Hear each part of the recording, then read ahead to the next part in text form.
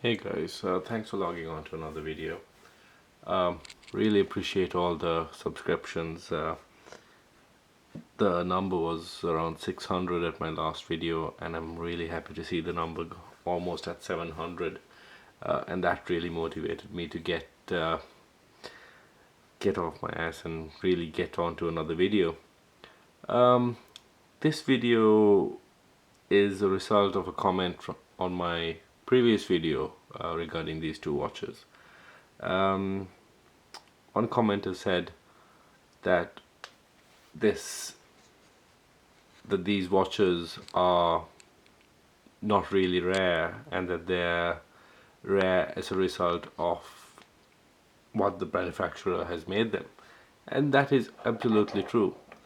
uh, could Patek just dedicate a line in their manufacture to roll out Nautilus's 5711s? Of course they could.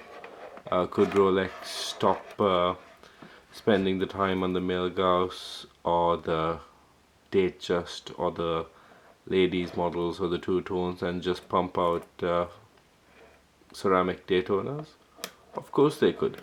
But what would that do for collectors, and what would that do for the brand itself? Well, it wouldn't do much at all. The point is, every luxury brand has to have uh, that appeal, which is rarity and exclusivity, and that I think is what a Daytona and an Nautilus can bring to a brand. Uh, this is like saying, well, the Ferrari LaFerrari is as expensive and rare and sought after because there's only X amount made, or the McLaren F1 is sought after is only because an X amount was made. The manufacturer is very capable of building as many examples of anything that they wish to, but it's the fact that they don't that makes these watches rare and sought after. Personally, did I buy these because they were rare and sought after? No, not really. Um, I knew this watch even before I knew what Patek Philippe was, because I remember as a teenager I used to be looking at wristwatch pictures, and I just knew that this watch was special. I just thought the case shape was very futuristic. It was kind of UFO like, and it seemed like something that was in the science fiction films. And that's what made me really enjoy the look of the Patek Philippe Nautilus, even as a non watch nerd teenager.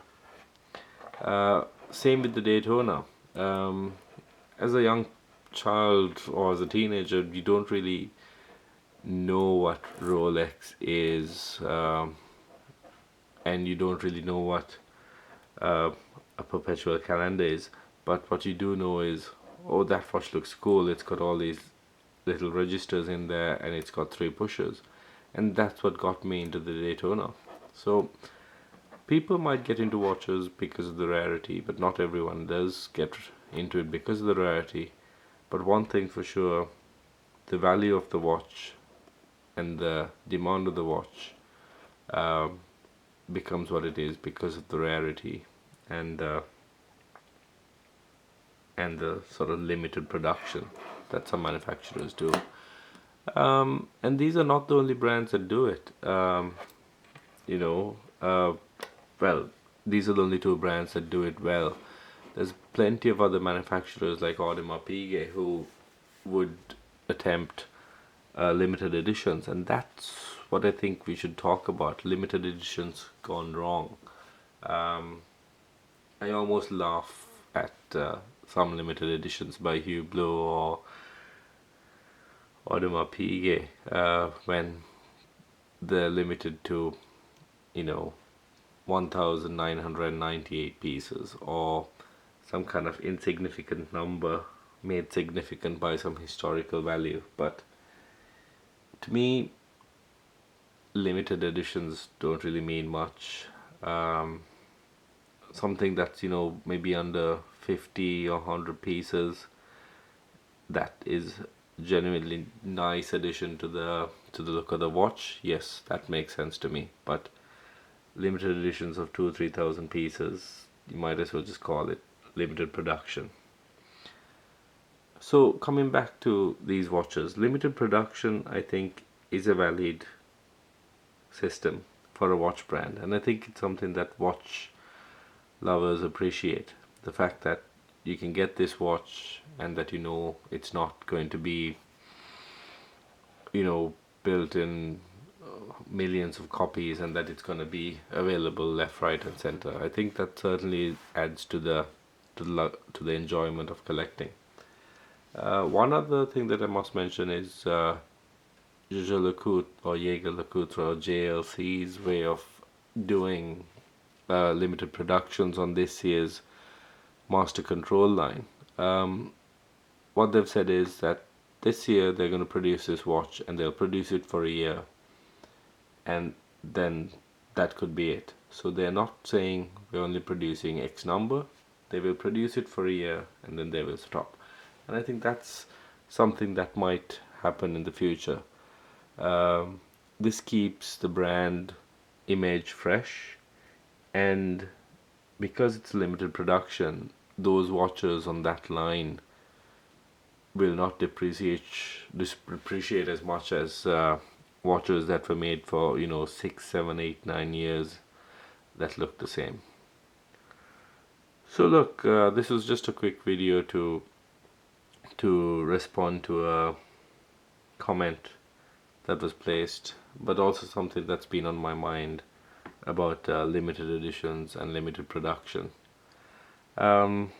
Just to summarize, I think when it comes to limited production, these two watches are two of the best examples out there right now, and we all love them. I certainly love them, and that's why I own them.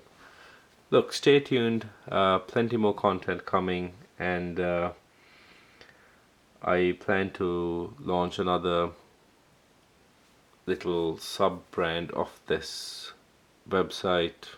Or oops, I kind of left the cat out of the bag there. Kind of launching a sub-brand of this channel so that I can share macro images and better images of my watches. Do like and subscribe, and do keep in touch by the comments below. Thank you.